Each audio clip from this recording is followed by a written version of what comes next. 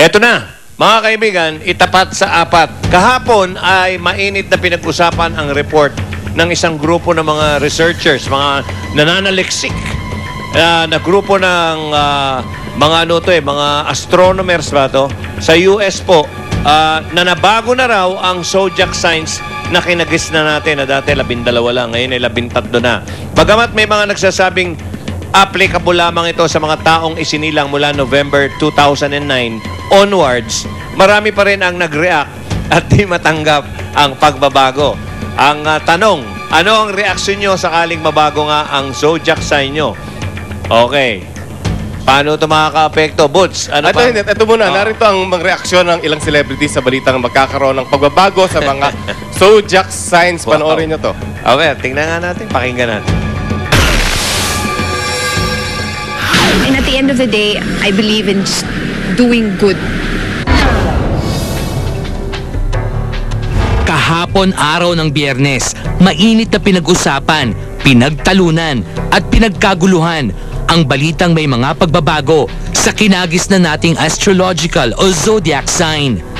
Ayon kasi sa mga researchers sa Minnesota Planetarium Society, may pagbabago sa rotation ng mundo kaya't naiba rin ang alignment ng mga stars.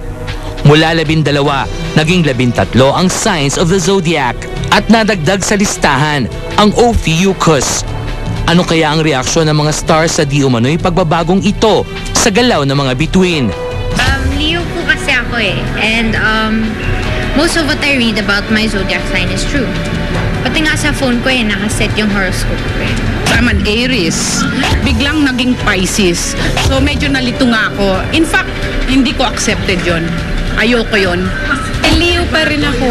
Leon na Leon daw ako, hindi daw pwedeng baguhin eh.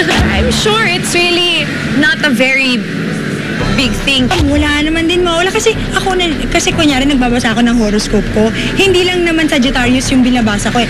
Kasi meron akong meron kang yung rising sign at meron kayong moon sign. So pati yun binabasa ko. Oo, katulad ako meron akong Capricorn din. So pati yung hindi lang Sagittarius yung binabasa, pati Capricorn. Pero naman doon tayo magkagulo para doon lang, 'di ba ha? Pa-excite tsaka positive kasi kunyari magandang nakalagay sa for today, mas gaganaan ka ngayon, di ba? Sa araw na yun dahil baka nga dumating.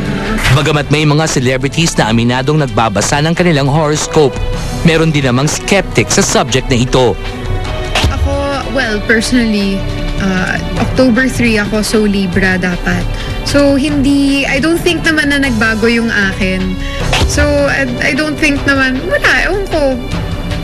Hindi ko naman alam kung just because nagbago yung zodiac sign mo, magbabago yung personality. Feeling ko yung personality mo manggagaling kung anong tinuro sa'yo ng magulang mo eh. So, someone else is telling your destiny, dapat hindi. Dapat ipagdasal mo lahat at yung Diyos ang paniniwalaan mo kahit ikumpara mo pa sa hula. Kasi yung hula galing sa tao and no one knows our future but God.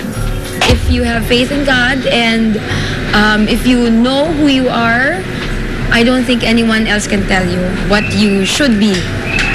Okay. Samantala, ayon naman sa astrologer na nakapanayam ng GMA News, walang dapat ikabahala ang publiko dahil permanente ang ating zodiac sign.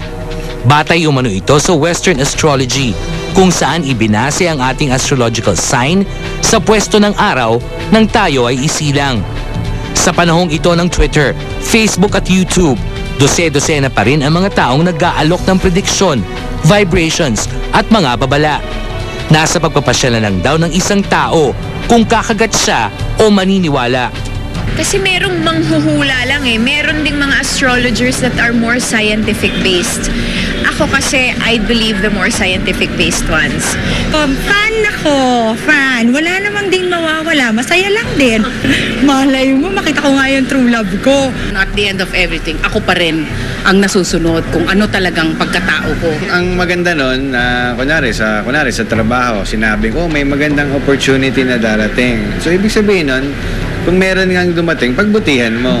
Para, kumbaga ano rin yan, parang reminder din sa iyo na, oy, medyo gising-gising. Maniwala kayo, pero don't take it to the core. Yung parang, yun lang yung susundan nyo. Kasi, ikaw yung gagawa ng path mo eh.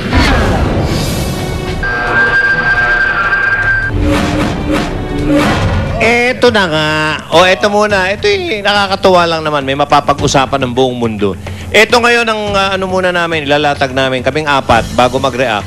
Ito muna naging nangyari doon sa pagkakapasok ng ikalabintatlong zodiac sign na yan. Si Lolit, Taurus pa rin. Oo. Taurus Matigas pa rin ang ulo. Ayoko maging ano ba pangalan nun? Okay. May hindi ko ma-pronounce at saka hindi ko siya alam yung spelling. Ophiuchus.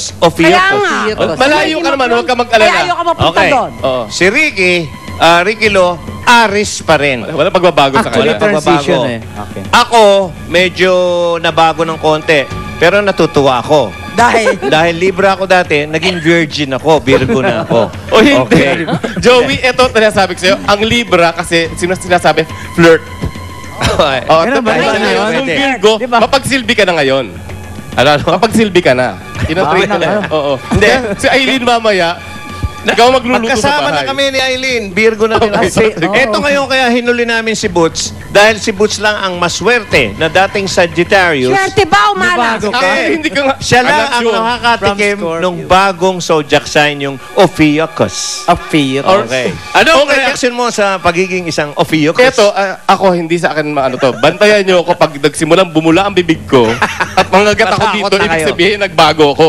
So, ayun, yun ang bantayan natin. Siya lang ang Ophiuchus ngayon na At isang ang kilala natin. Ophiuchus, which I still have to learn how to pronounce Aha. Spell. and to spell, kasi parang mucus. Ay, ayaw na. Oo.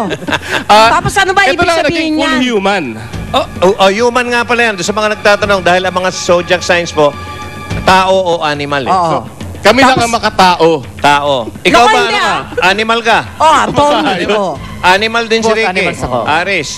Ako, wala kaming ano. Dahil Bakit? Libra, timbangan, hindi tao, hindi hayop. Ayun Virgo. Yung Virgo, ay tao. Virgin Oh. at Parang virgin. ayaw mo din tao. Oo nga pala. Ate Tao na ako ngayon. tamer daw yan ng Scorpio. Hindi tamer na snake. Ano, snake? Oo, yung Serpent. Ophiuchus. Oo. Mahilig ka kasi sa steak. O, doon sa mga nagtatanong. Marami. I will tame the entire showbiz industry. Okay. Yung kay Butch na sign na bago, doon sa mga nagtatanong, para alam ng buo ng kaalaman nyo, nasa gitna po yan ng Scorpio at saka Sagittarius. Kaya madaling tandaan, SOS. Yun. Sa Sagittarius o Ophiuchus, Ophiuchus. Tsaka ang hirap nga, no? Tsaka yung Scorpio. O kaya yun. But, Okay. Ayan, babati ko muna si Team Yap ng Happy Birthday. Anong Kay happy Sandy birthday? Andulo Happy birthday ba? at Ola Espirito. Hindi nga siya Si Dr. affected, ganun pa rin, no? Vicky Bello. Ganun pa rin, di ba? Dr. Vicky Bello. Flawless. Okay. Paano, ano nga gagawin natin Wala, ngayon? ito yung may mga katuwaan. Babantayan nyo ako. Ito. Butch. Hindi, ito. Kasi ayon sa mga astronomers, nagbago raw ang align at mga stars. Kaya nagkaroon din ng pagbabago sa mga zodiac signs. Ano ang reaksyon nyo? Okay, tuloy pa. A. Deadma. Didma. Sa urig pa rin ako. Ang nagsabi niyan, 61%. So, ayaw nila 61. na-change. Oh. Tapos, B. ang new zodiac sign, why not? Meron pa rin. 39%. Ako, I don't Pa care. rin, di ba? Okay. Kaya, Ricky? Okay. Okay. Yan. Kaya abangan ang mga inspiring at heartwarming na kwento Ito. ng buhay. Tunay na Buhay, hosted by Rhea Santos. Simula ngayon, January 21, dito lang sa GMA7. Si Rhea Santos kaya nagbago rin. Palagay ko. Eto, alin na rin na Heart Evangelista at Raymond Gutierrez sa Dedmaha nagsimula. Naku, eto, susunod na. At eto po, sige, salamat again, Flawless. Magbabalik po ang Start Talk. Ophiuchus. Ano? Ayan, bumubula na, bibig ko!